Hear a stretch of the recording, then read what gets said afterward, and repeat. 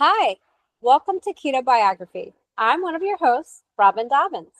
At Ketobiography, Natalie Shamp and I share inspiring stories of healing.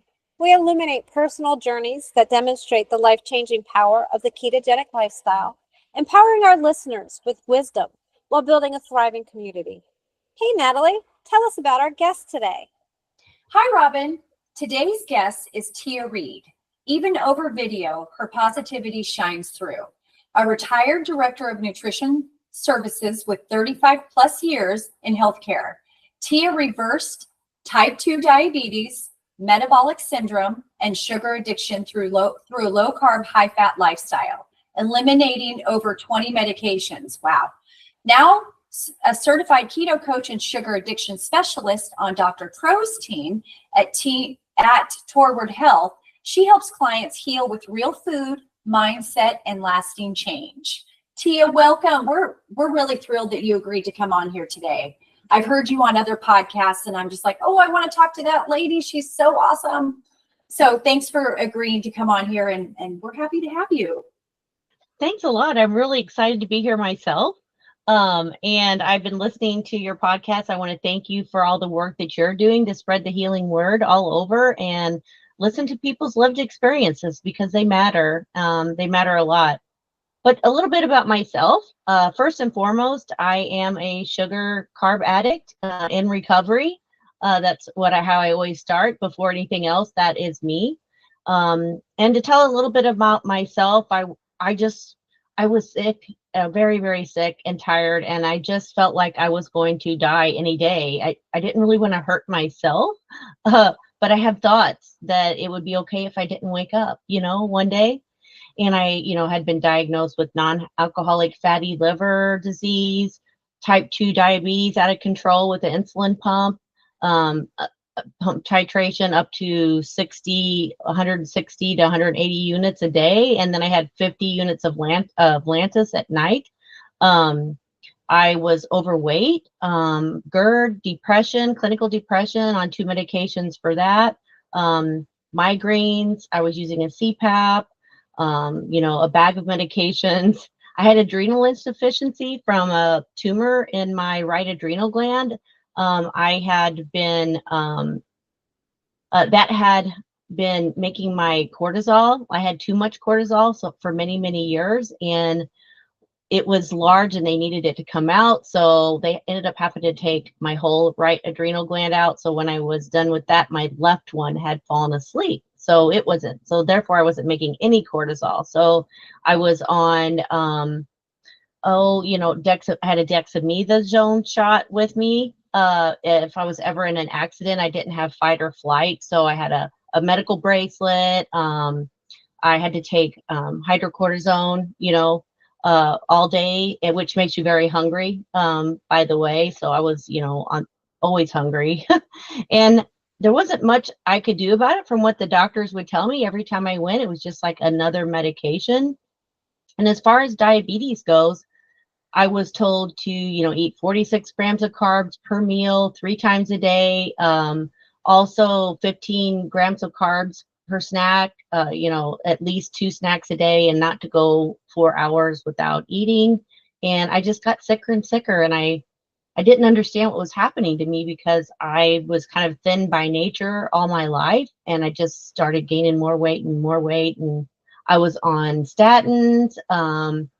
I was on like 20 different medications. The list is too long to go through, but if anybody ever wants to reach out. But I was on Cymbalta, 90 milligrams of Cymbalta and Wellbutrin because my mental health suffered, and I just wanted to sleep all day. I wanted to come home from work and sleep and just get up and eat and go back to sleep. I was just so extremely tired. And I was told that the type 2 diabetes was chronic and progressive, and that there would be more issues to come. So in my mind, that was just the cards, I had been dealt, and that there was just more sickness that was going to be coming.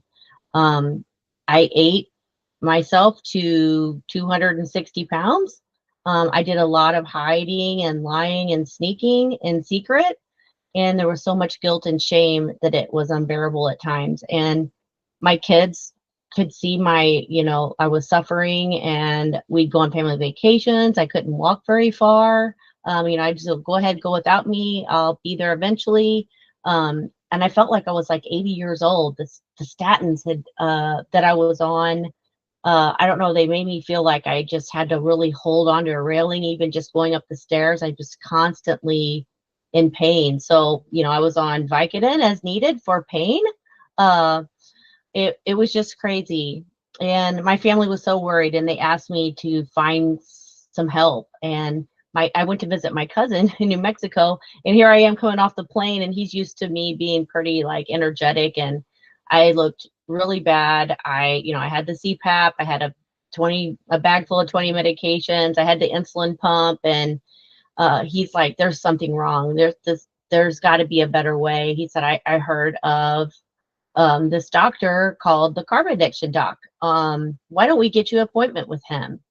And I'm like, carb addiction, what are you talking about? And he's like, there's got to be a different way you can be feeding your body. So I said, you know what? Let's do it, because I've tried everything else. I tried Weight Watchers. I tried excessively exercising, running half marathons. I tried doing that before I got to a certain weight and before it was too hard for me to do, diet pills. At one time, I wanted to go to see a doctor about getting surgery, and they told me I wasn't heavy enough. And I think I was about 250 pounds then. And they're like, if you were heavier, we could consider it. And I had worked at, I was a director of nutritional services at a local hospital at the time. And I, had access to studies and doctors, and I heard endocrinologists talking about if you had the surgery that you could turn your type 2 diabetes around. So I was really wanting to do that, but I'm thankful now that I didn't go that route, because on my first call with Dr. Siwas, me and my husband were sitting in a parking lot and took the call, and he asked me what I ate.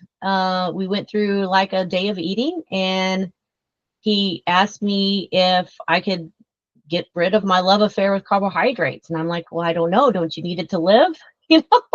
I know we know differently now that you don't need carbohydrates to live, but I didn't think that was even doable. So I promised him that I would do what he said and follow the ketogenic lifestyle. And he gave me a series of steps I could take to get there. And I followed the steps. And on that call, he was able to put my, deprescribe my insulin to almost in half that day if I was going to stick to the plan. And he took away I was on multiple statins and multiple medications, got rid of that, some of those. And eventually I was able to he was able to deprescribe all the medications. So today I don't take any of those, but it was a process. And if anyone's listening, definitely be under a doctor's care for any kind of deprescribing. Don't just go and stop taking it. Like Cymbalta was the hardest one for me to get rid of. It was very challenging for me. It may not be for others, but that was very, very hard for me. But then the next step after the call was, I was to sit down with my family and tell them that I had an addiction, same as alcohol to an alcoholic or drugs to a drug addict. Only my drug of choice was carbohydrates and sugar, and that's what was making me sick. So I sat down with my family. My kids were older. They were very receptive to the idea. They're like, okay, let's do this, Mom, and I'm like, this means we're cleaning out the cabinets. I had to make all my work areas safe, my car, my purse, my home. The kids, of course, we live in the country. They had their own bedrooms with their own safes. We live in the country, and so they put their stuff under lock and key. But they were very great. I was really supported in this journey. So I feel very thankful for that. So not only that, but I was still the director of nutritional services at the local hospital, and I worked as the dietary director. So I was around food and carby foods all day long, smelling like triggers. I had to know my triggers, and one of my triggers was smells smelling some of these foods. So I had to learn tricks like putting essential oil underneath my nose so that I didn't smell those things that would make me feel sick into my very gut, you know, in my very being, which helped a lot. And I ended up having to have a conversation with my team at the hospital, like, hey, you know, I'm really sick. Whenever you bring me your creations, I just can't have them if there's sugar in them. So I considered it like living a sugar-free life now. I was going to work towards a sugar-free life. Um, and that helped my mindset, and also helped my mindset to know that I was choosing, that it wasn't taking away stuff from me. I was getting my life back in return. Um, and I was eating foods that would nourish my body, and that it didn't have to be, you know, an emotional reward. Like Dr. Sai was taught me that snacking was always an emotional event, and that I was going to live to see another day if I didn't eat that snack. So I had to slowly, you know, one of the first things we did was get rid of anything with sugary drinks in it, you know, any drink. So I didn't drink anything with sugar in it. So that I would transition to diet soda from regular soda. And it wasn't long. And then I would eat maybe Crystal Light in my drinks, stuff like that. I don't so much today anymore, but because I know that none of it's good, you know, but to get rid of the sugar, that was my first line of defense. And it wasn't long and my fatty liver was gone, and I had told that I would have that for the rest of my life. So fatty liver can be reversed. Non-alcoholic fatty liver can be reversed fairly quickly when you remove the substances from your life that were doing that, you know. And then for drinks, I would just do water, occasionally a soda. I like transitioned off to the soda, and then I would use my coffee as a bridge to gap to getting through in between breakfast and lunch. You know, I started out with the 3 meals, but then eventually got rid of that first meal. So breakfast wasn't the most important meal of the day for me anymore, which I thought was incredible because I thought had been told to eat so many meals all day long. So, and then I switched out all my fat sources. So instead of, you know, butter, or instead of margarine and, you know, vegetable oil, I started using bacon grease, and have a bacon grease tin on my stove, just like my grandma, and switched out margarine for real butter and cooked with beef tallow. And we got rid of all that stuff. So that was another one. And then salting my food liberally, because now I need salt, right? Before I was on a low salt, low fat forever, and it just made me sicker and sicker. So those were things, and using my 5 fat friends, butter, ghee, you know, avocado oil, coconut oil, and heavy cream.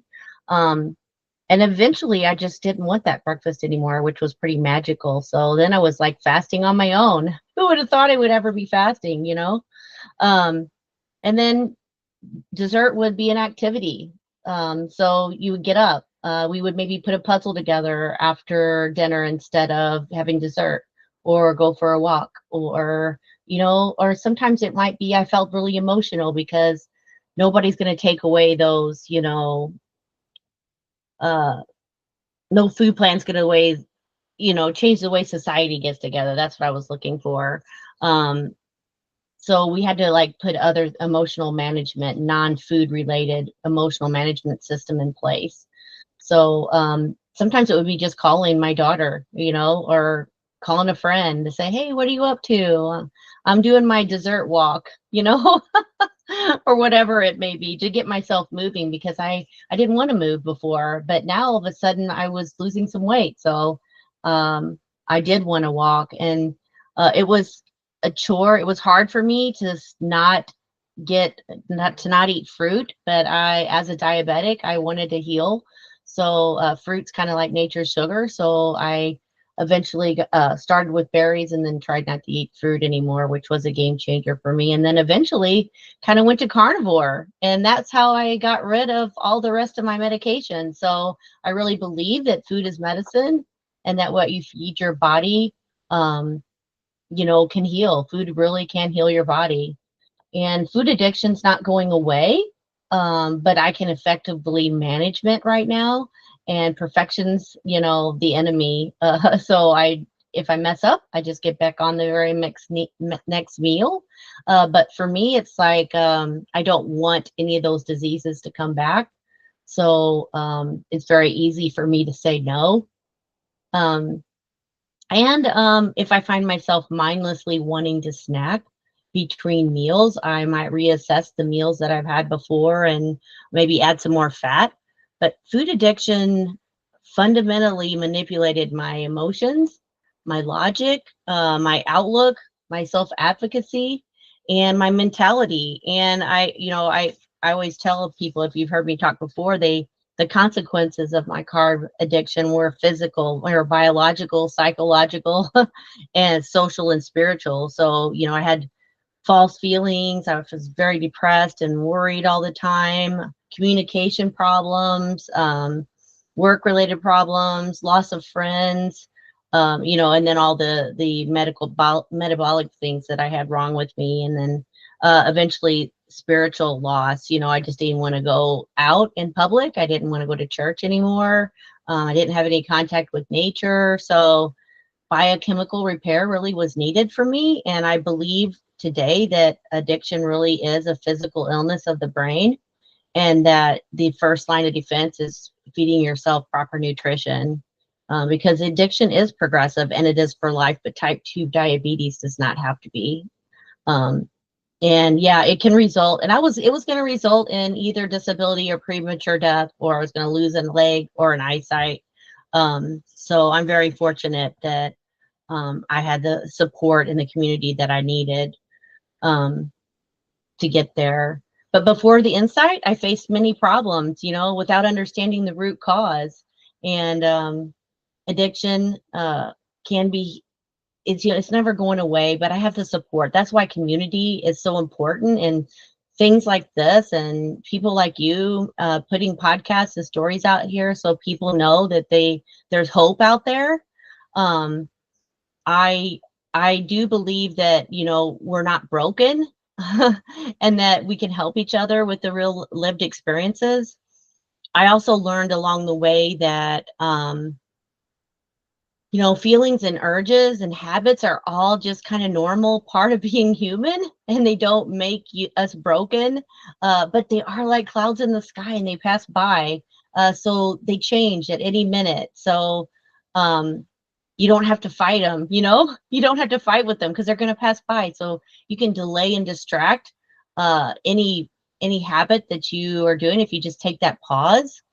But it's actually our natural state, because we'll do anything to make ourselves feel better. And if we have an addiction, it's a battle every day, really. Sometimes it's every hour. It's DEFCON mode. And some days it's just like, hey, I get up in the morning and I'm like, you can do this for today. You have 24 hours. Let's go.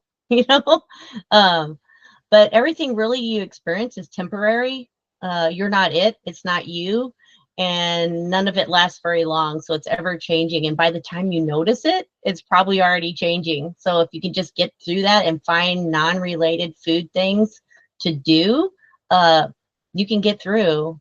And one of my best friends told me, your thinking determines what you experience in every moment. That thought, though, is really the greatest gift. It's the greatest power we have. All we have to do is have the power to create anything we want with our own thinking. So thoughts don't have to control you. And I just think that's beautiful. But along the way, as my healing went on, Dr. Siwas said, hey, there's this really cool organization called the SMHP, Society of Metabolic Health Professionals, and you can get certified and be an accredited member through these courses. And along the way, taking that, which is one of my favorite accreditations that I've ever had, because I've met so many people and become have so many friends that I can reach out all over the world. It's amazing to have a community support around the world. But I met Nutrition Network and became one of their first 12 coaches, low carb, high fat coach practitioners, which I feel very honored to be a part of those first 12. And that was really eye opening for me as well. And I met Bitten Johnson there, the addiction person that I love so much. She's like, she's just changed my life forever. And ended up going to see her trainings and to be an addiction specialist. And I was trained in her and I'm certified in holistic medicine for addiction, which I love. It's one of my most favorite trainings on addiction. And now I know, I just like to tell people it's okay to get uncomfortable, not to fear it. When you have some kind of behavior that instantly, like, I don't know, calls you or soothes a restlessness in you, a habit's taken hold. So just be careful when that happens. And the stronger and more frequent those urges come, the harder it is to do anything other than give in. But you just have to think about it. It's just your thoughts, your stinking thinking. I call them automatic negative thoughts because I had lots of automatic negative thoughts when I was trying to heal.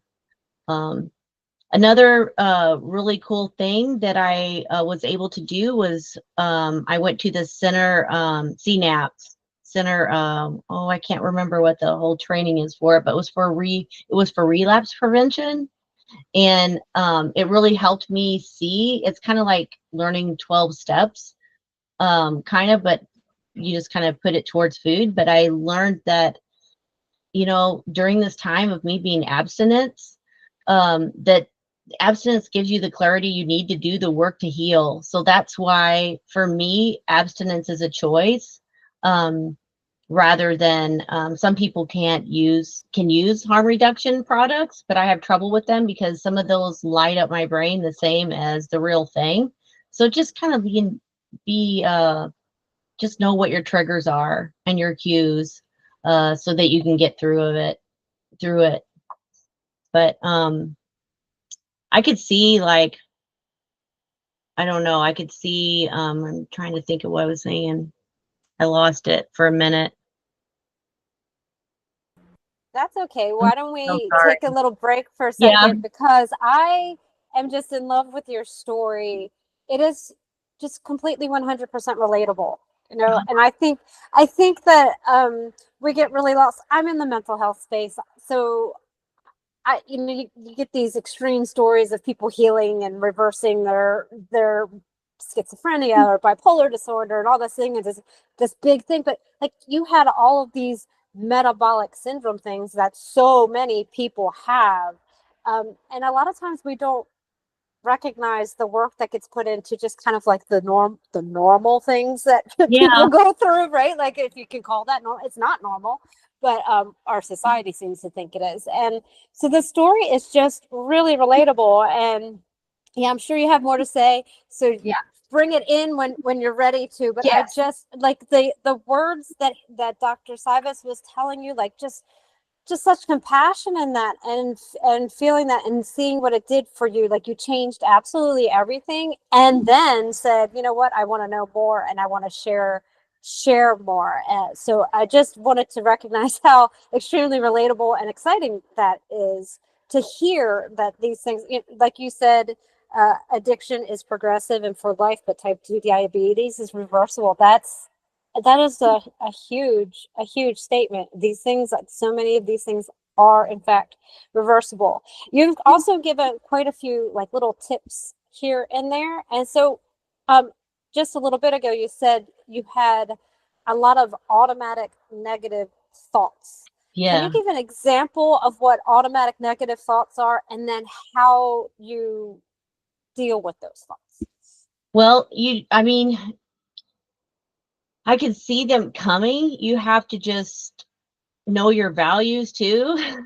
If you know your values, and your negative thoughts start coming into your mind and you notice them, yeah, just stop what you're doing, write them down, and think about, what happened before that thought came into your head. Were you low on sleep?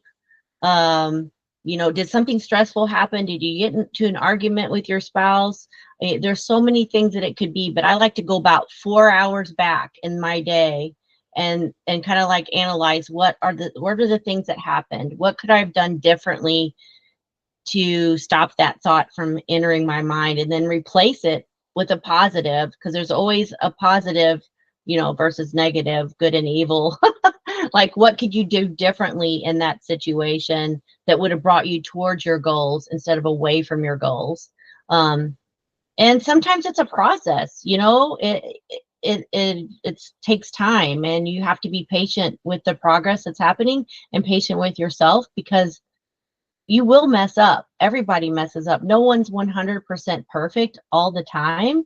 So, but use those moments for education for yourself so you can do better the next time it comes around, or try to avoid that situation. And that's why I like to use the kind of delay and distract yourself. Like set a timer, 15 minutes.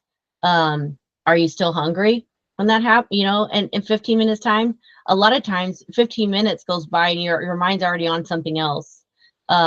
Yeah. So, and sometimes it's like, maybe I am a little bit hungry.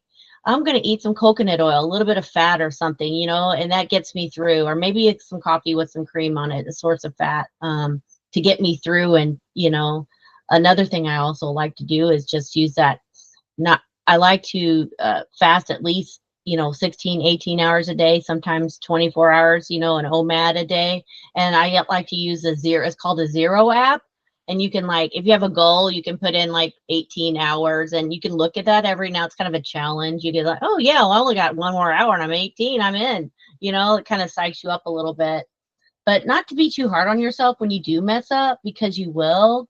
Like I said, no one's perfect, but to use that for education, but to make your recovery your number one, to avoid all situations in the beginning, that may be too hard for you, especially in the beginning, because consistency is key to staying on plan. So I don't know, like in the beginning of this journey, I maybe didn't go to an event with my friends, or I would eat before and I would fill myself up with satiating protein and fat and healthy foods to nourish my body. And I would go to the party afterwards, and I could still sit with my friends and talk, and I'd be full, and, they could eat whatever they wanted. I can tell. Or, maybe it's like, hey, I know they're going to Mexican. I'm going to bring myself a bag of pork rinds, because I can still eat that guacamole and that salsa, and I'll be fine. But I know you just have to put different things in place. You have to analyze those things that are negative and spin it to positive, and know that you deserve health. It's our birthright. We were born with it, right? We don't have to take that as our path that we have to. You have to see the good things that you have now, and there's plenty to love about each and every one of ourselves right at this moment. And so, if you see something that's, if you're focusing on the present, you can't change the past. It's already gone. So just focus on the present, and know that your recovery is going to be fluid, and there are going to be changes in every day, in every situation. And I also think it's important to know that relapse is a process and not an event. So it starts way before you pick up your drug of choice. So you can see changes in your actions and your thoughts and your behaviors way before you would have a relapse. So that's why it's good to keep a journal. I know a lot of people are like, journal, I don't want to journal. Well, if you eat something and then you write down how it made you feel, or if you're wearing a CGM, my most favorite tool of all, that helped me get off everything, that was the first thing that Dr. Siwas did, was slap a CGM on my arm. So continuous glucose monitor, I could see what, I could eat an apple or I could eat a bowl of ice cream. Your body doesn't know what you're eating. It doesn't know what food is, but it knows how it metabolizes in your body. So, I couldn't eat an apple or a bowl of ice cream. They did the same thing. They spiked my insulin, which is a fat storage hormone, and I was never going to be able to get into my fat stores and heal my body. Abstinence from foods that cause you harm is not an eating disorder. It's self-care. So if you have a group of friends that are giving you trouble because you're not partaking, and you've told them repeatedly that those foods make you sick, and that you need to eat differently, and if they're not okay with that, then you need to get some new friends. But sometimes it's hard when you have families that disagree. So that makes it another ball game. That's when I think community is really key, maybe counseling. But I like now that I'm with Toward Health in the practice there, we teach people, you know, how to manage the 5 musts that we call it, you know, hunger, cravings, feelings of deprivation, social situation, and emotions and coping skills. So that's really important. I think, you know, to understand that those 5 musts and to Yeah. have tenacity and yeah. I have so many questions. So many questions. Tia, first of all, I want to mention your little hack with the incense, not the incense, but the essential oils under your nose. Oh my God. Okay, so I'm a show junkie. So immediately I was thinking, you know how they put Vaseline under their yeah. So they Vicks. Yeah, or Vicks or something like that. Yeah. I was like, that's genius. So Yeah. next time you have to go to a mall and those, you know, Cinnabons are speaking to you, bring some essential oils and throw it under your nose. What a great idea. Thanks. And you know what? You know how that came up was one Christmas, I was about 3 or 4 years into my journey. My daughter worked for a pastry chef in St. Louis, one of the top in the country, French pastry chef. And she wanted to go in this bakery. And I'm like, oh, I'm strong enough. I can go in. She's like, no, Mom, no, I don't think it's a good idea. And I'm like, come on, it's been like 3 or 4 years. And I got in there and immediately took a whiff and it made me feel sick. And then I started crying and feeling sorry for myself. Can you believe this? With what I knew then, that still affected me that way. It's just, you know, it's really is a brain disease, I believe. So she like pushed me out right away. She's like, we're going to go find a keto dessert right now. Oh my gosh. I told you already. Yeah. So taking applications for adoption. I know, seriously. Then after that day, we like tried to make every dessert keto anytime, you know, just a spin on it. And then nobody leaves it at the house. You know, I can have one bite and then it goes by either in the trash or home with them. It's really so important that you have such family support. There's so many of us that are searching for that, right? We're searching for that, our crew, our tribe, if you will, you know, all of those kind of things.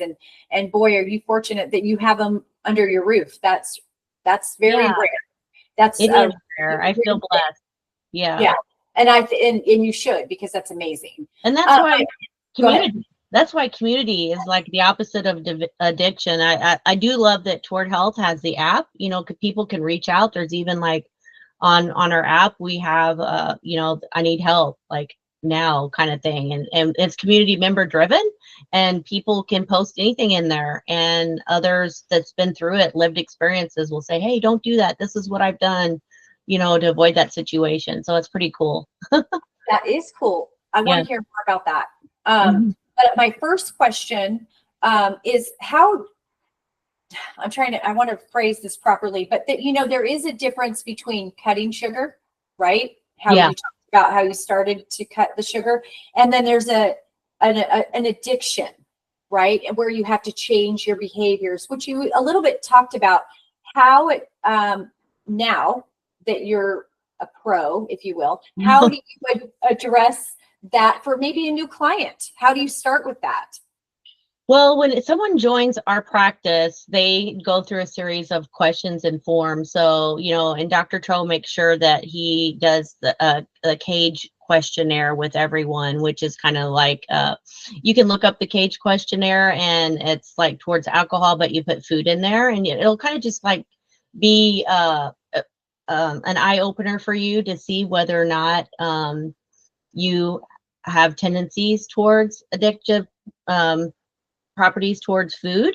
So it's good to take that. You know, you work with your multidisciplinary team to get you through the hardest of times, and to find out what your triggers are, what your cues are, because everyone's are different, and only you can only do that. Each person knows that it's within them, but they might need a coach to, you know, help get them out of that. But I think living a sugar-free life, one of the big things for me was learning how to read labels, turning everything around, knowing that net carbs was a marketing ploy and that you needed to do total carbohydrate content and that 4 grams of sugar, you got divide everything by 4 with your total carbohydrates, and that's how many teaspoons of sugar you've ingested.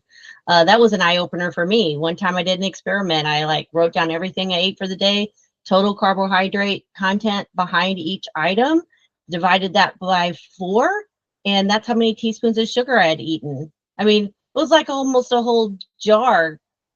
I was like, wow, and I'm diabetic and I'm not, and it's okay for me to eat. They're telling me it was okay for me to eat this much carbohydrate a day that metabolizes sugar in my body. Well, they Yeah. also tell you to have oatmeal for breakfast. Oh, so. I know. Yeah. And a banana, a big bowl of fruit, or you get, it's just, it's crazy. It's crazy. Yeah. So eliminating a little bit at a time. Some people can go right in and they're fine and they don't have any, side effects, but others might have side effects. So that's really important to take it low and slow. Some people have to measure their food. I just more carnivorous. So you just eat till you're comfortably full when you do eat. And then get up and do something whenever I feel like eating in between. Then I'm not kind of gotta ask yourself the question, are you bored? Are you bored? Why are you in there? I have like little signs in my cabinets that you open them up and it'll say, get out of here or stop or when did you eat last? Little questions hanging there. I had them for the longest time. Yeah. You remember back, you might be too young, but I remember, I don't know, let's say the late 80s or 90s or something, that there used to be this oink machine that when you opened your refrigerator, that would not be appropriate in today's times. But I remember that right when you said that, I'm all, that's clever. Not maybe that might be a little too harsh for some folks, the little winky thing. Yeah. Yeah. But so I want to, okay, so I have 2 more questions. One that I really want to ask, but on that note of the nutrition, and then I have a medication question. So do you still, those 5 things that your first doctor gave you, do you still use those? Have you brought them into your practice? Do you remember what they are? And if you do, would you like to share? What? Okay. Well, the 5 steps that he told you. He said, we're going to start with these 5 steps. The doctor on your call in the car. Oh, on the car. Yeah. I've eliminated all the medications. I've done everything that he said. I switched out my fat sources. I kept my carbohydrates under 30 grams of carbohydrates per day as my prescription for life. And, eating, the more carnivorous you are, the less carbohydrate you take in. It just naturally happens. And I try to keep my ketones. I feel better when my ketones are over a 1 mentally. Mentally, I'm more focused. I don't know how to explain it. I don't check my ketones anymore. I used to, but if I'm keeping my carbohydrates under 20, 30 grams of carbohydrates, you are burning ketones, versus burning fat or burning sugar and having a fat burner over a sugar burner. But then after that, the different stages were, getting rid of all the grains, the rice, potatoes, any of that stuff. And then the fat sources and adding salt, no snacking and no fruit. And then action snacks throughout the day. That was another thing Dr. Sai was get your action snacks in and make sure you're giving yourself self-care every day.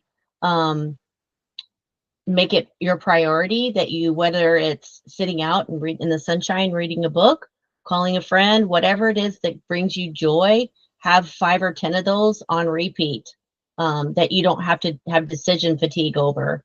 Hey, I did this yesterday. I'm going to do this one today. Or, I don't know, it could be just walking your dog down the lane. We live out in the country, so my lane's pretty long. I don't know. I would choose sit outside with a book every day. No brainer. I love that. But one of the key points is, awareness. Awareness is everything. So, and knowledge gives us power, and honesty over denial. you know, admitting that I had a problem opened the door to my recovery, really. And then connection over isolation. I missed a Christmas one year because I wanted to stay home and eat what I wanted, you know. Uh, Community support helped me feel seen and understood. And then replacing fantasy with reality. The foods never fix really anything long term, do they? They only last for the high, only the dopamine rush only lasts for a few minutes and then it's gone. And then letting go of normal, like you was talking about earlier, like recovery didn't have to look perfect to be powerful. And then daily action beats magical thinking. I always say one honest step at a time, you know, one day at a time. Yeah. Had to get rid of the old thinking. You have to take new insights, new beliefs in for long-term behavior change. And that's the hardest part, is taking all those new insights in, because you're going to have feedback from other people. You're going to have the negative, you know, talking in your head. Benton Johnson calls it the red dog and the blue dog. You know, that's ever always, there's always that red dog talking, you know, you can't do it. One bite's okay. Blah, blah, you know, and you know, so you got to get those, you got to replace that things to shut that red dog down. Yeah. And you mentioned something about being uncomfortable. You know, sometimes you have to be uncomfortable. And I say this when I teach yoga classes. You know, like say we're in a plank and we're holding it and it's like everybody's like, oh my God. And it's like sometimes we have to be uncomfortable to get comfortable. You have to go through being uncomfortable to get comfortable, right? Because nobody can do a 1 minute plank. Like you have to work your way up. So, but be uncomfortable just even for a few minutes, a few seconds, and then all of a sudden that becomes comfortable and you're okay. Doesn't it? And for me, recovery was kind of like stepping back and giving myself permission to make a mistake. You know, it's okay, but to notice when you go off path just a little bit, and having awareness so you can get right back on that very next meal. Don't wait a day, or, oh, I'll just do the whole rest of the week because I messed up today, or I'll, you know, the weekend's here, I'll just eat whatever I want the rest of the weekend. But don't fear it getting uncomfortable, even with yoga. That's because I did it last week and I'm a little sore. Yeah, exactly. It does. It makes you sore. Yeah. So can I ask you a meditation question? Yeah. Because this struck me, and I don't know anything about statins. I mean, I also was asked to get on statins at some point in my health journey, and I was like, no, thank you. I didn't really know why I said no, thank you. I just did. So they had you on several statins? Yeah, and I don't know if it's because they were just, I have a paper here that. And so why would you be on more than one? I thought statin was just for high cholesterol. Is there another reason you would take I had all different things wrong with me. I was on what was it? I was on Well-Call. That's 625 milligrams of Well-Call. I was on Tricor. I was on Lavazza gels every day, and I was on Prevestatin. And I was also on Metabolic tartrate, 200 milligrams a day. So I was on multiple different things. I mean, it was a lot. It's like every time I went to the doctor, it was a new medication. It's like, I wonder if they even talk to each other to know, but I would just trust it. You trust your doctor to know what that they're doing the right thing. But I even got septic once from having a large kidney stone stuck in my ureter and was in the hospital for several weeks on a vent. I didn't even know if I was gonna make it out of that one. And then on my 40th birthday, I had pancreatitis, and I thought I had another kidney stone. I went to the doctor, and I was in there for a long time on a TPN bag. They were trying to get me to fast, but then while I was in there, my blood sugar kept going up high. Well, they were giving me something that was making it go high. Ended up having gallstones in there too. I had a bladder sling, sleep apnea, depression, gout, it's so many things. I just couldn't believe it. Chronic pain, migraines. They were so bad I would leave work or miss something, I haven't had a migraine in I don't know how long, but I do, and I eat salt now. So yeah, I got Redmonds everywhere, like if I feel like a headache coming on, I'll just like put some salt in my coffee or my water, lick my hand and put something like I'm doing a shot of tequila, only with the salt. What I did do your the same thing. So Yeah. Yeah. that's the best way. Direct on the tongue Yeah. contact and swig some Yeah. water. That's the fastest way. Who Yeah. would have thought I'd be putting salt in my coffee? It sounds gross, but I like it. Oh, I love it I too. do it every morning. Yeah. Yeah. Yeah. I have one other question, Okay. and then I swear I'll let Robin talk. Oh, Just a smidge. So I was wondering, you were working at a hospital in charge of, you were the nutritional director, correct? yes. And here you were not knowing how to do nutrition, right? And so when you made this transformation, you had to go outside of what you were in charge of, if you will, and ask for help. What did your coworkers think when they started when they started seeing your transformation? Well, it was interesting because I worked with a lot of nurses and a lot of clinical providers, and they saw my transformation journey, and a lot of them asked me what I was doing, and some would come into my office after work and say, hey, what are you doing? What I would do? I've given the book Into Your Carb Confusion. I had that. I've probably given it out. I don't know how many times. I can't count how many times. I would give them that. And then they would come back with questions. And then for a while, I implemented keto items in our cafeteria, but that didn't go over so well for too long. People were like, oh, some people liked it, but basically I should have just called it Whole Foods, sugar-free, Whole Foods, instead of saying that they were keto items, because some people would go, I don't want that keto stuff. I want give me the mashed potatoes, give me the, yeah. So that didn't go over too well, but it knowing what I knew was very hard because I wasn't the dietitian, so I wasn't in charge of them. I couldn't say what was on the menus. I was the certified dietary manager who, the dietitian was in my department. I did their evaluations, but I couldn't tell them how because I didn't have the dietitian behind my name. So I couldn't change the menus. Cancer patients were still getting potatoes, country fried steak, any of that stuff that they not knowing, and I knew what I've seen and I know what I know now. And it was really hard. I would sit in the parking lot before going in and just say, come on, get me through the day. I don't want to hurt somebody, because I knew what that had done to me eating like this, and that there was another way.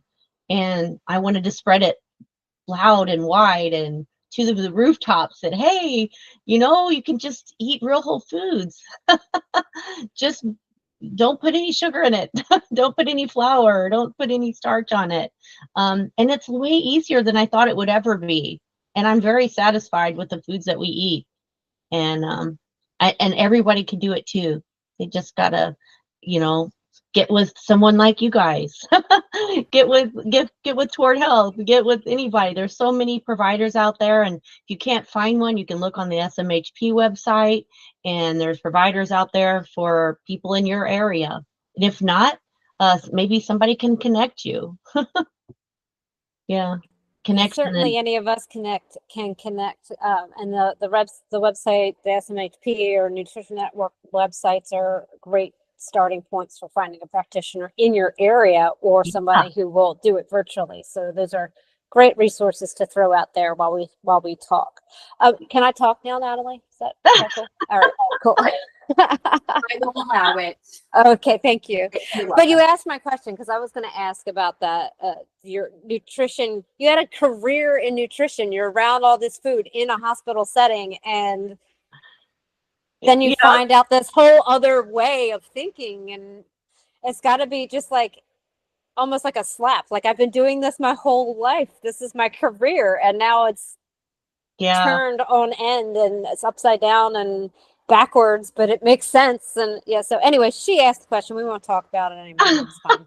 I got an interesting note. Before I became a certified dietary manager and the director of nutritional service, for 35 years, we owned a smorgasbord. I'm sure that was all just meats without sauces. That's what that was. Not at all. And so that is actually something that we haven't said, but I know that we've been in the same place at the same time. I don't know that we actually physically met each other, but we were at Low Carb Denver a couple years ago. And That you're was not fun. a big person. You're a tiny person. Oh, thank And you. you're bubbly and joyful. And if I recall, you won like the award I for think making the I won most the connections with people. I won And the it's hard Social to Butterfly believe. Award. Right, you were just everywhere. I don't know Yeah. how I'm like always hiding. I'm very uncomfortable. I'm still learning how to be Yeah. around people, so I probably was just hiding. But anyway, that's beside the point. Yeah. So you talking about you like socially hiding, leaving family events, like that just doesn't seem like the person that I have Oh. witnessed with my own eyes this change. And one thing that you haven't said about your change is really how much weight you have lost. Oh, yes. I went from 60, I'm 150 now. So That's amazing. So that's just incredible. So, and I love that you didn't mention it actually. I love that the story wasn't about that, but it is at least a tiny little piece of it. So I, thought it was worth mentioning. I think So when I started, I just wanted to get off all those medications. And a lot of those medications were just holding me back from my true self. Yeah. absolutely. Yeah, because you certainly, the person that I have seen is not the same person that you're describing. And I think that's a story that you hear from a lot of people. You just can't imagine that Yeah. person from before. So you are definitely fit that mold. And early when you started talking, you were talking about your adrenals. This conversation kind of comes up a lot, and I get confused by it, I guess. So I want to ask you more because obviously you have some personal experience with that, and the lived experiences are very important.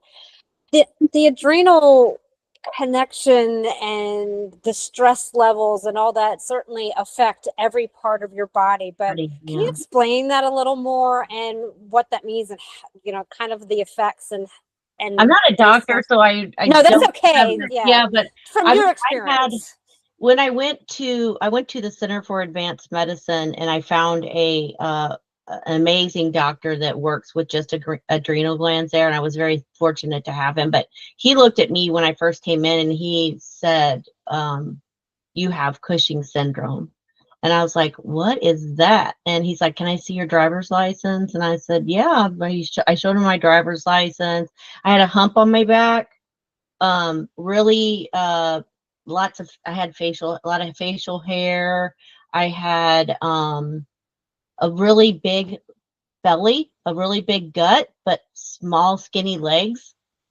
Um, I was just fatigued all the time. My body was in fight or flight 24/7. So that's how he explained it to me, that my body was in fight or flight 24/7, and that I was making too much cortisol.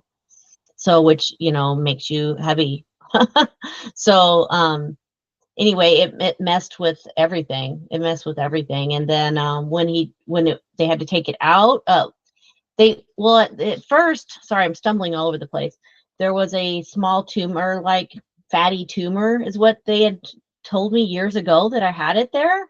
But he said that it should have been taken out way when they said it wasn't, and it was left in there. So that's probably one of the reasons why later on I got type 2 diabetes and had high blood pressure and all that, because that tumor was causing all that havoc in my body. So that's probably, one of the first things that happened was I had high blood pressure, and then type 2 diabetes, and then, you know, all that. I mean, I could go back further. I actually had gestational diabetes with my second pregnancy. He was 11 pounds, and they didn't find that I was diabetic till later in my pregnancy. But if I could have changed my eating behaviors and behaviors towards food um, when I had that, chances are that I would have not even gone down that path. So I wish that doctors would educate people when they get gestational diabetes, that there is another way, and that within 10 years down the road, you could probably have full blown type 2 diabetes if you don't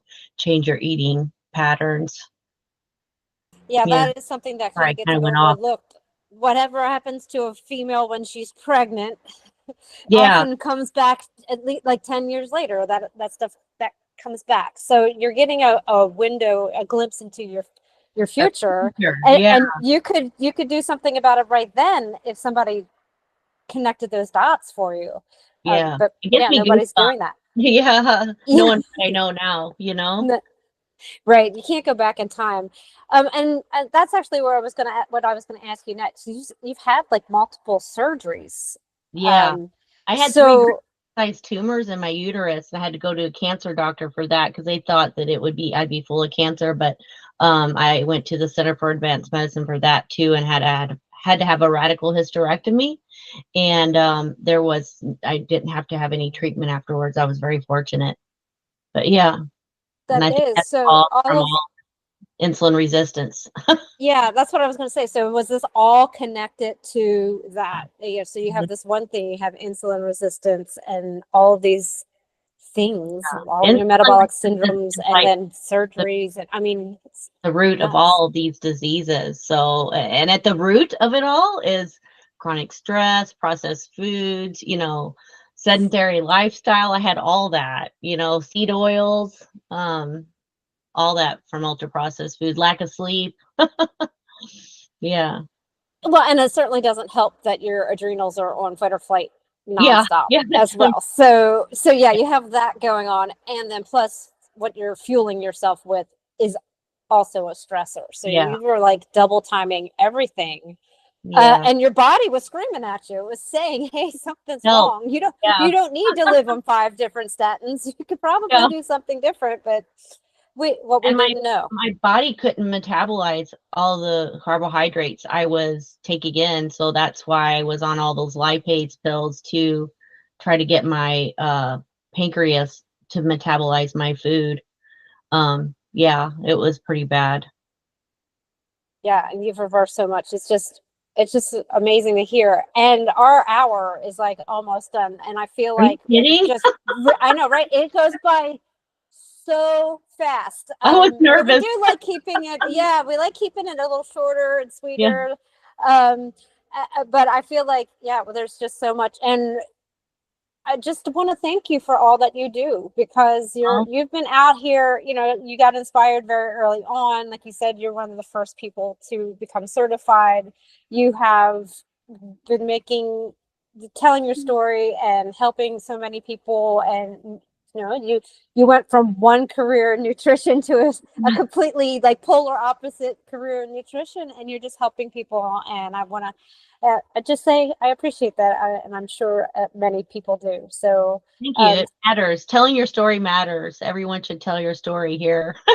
we agree wholeheartedly that these stories absolutely matter, because somebody's going to say something that resonates with you.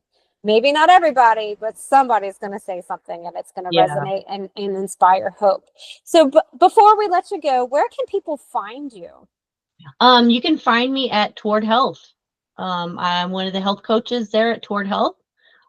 We'd love to have you join our practice. We have multiple packages available. So if you just want a health coach, you can sign up. If you want primary care, you can do that. Or if you want medical weight loss, we have programs for that too.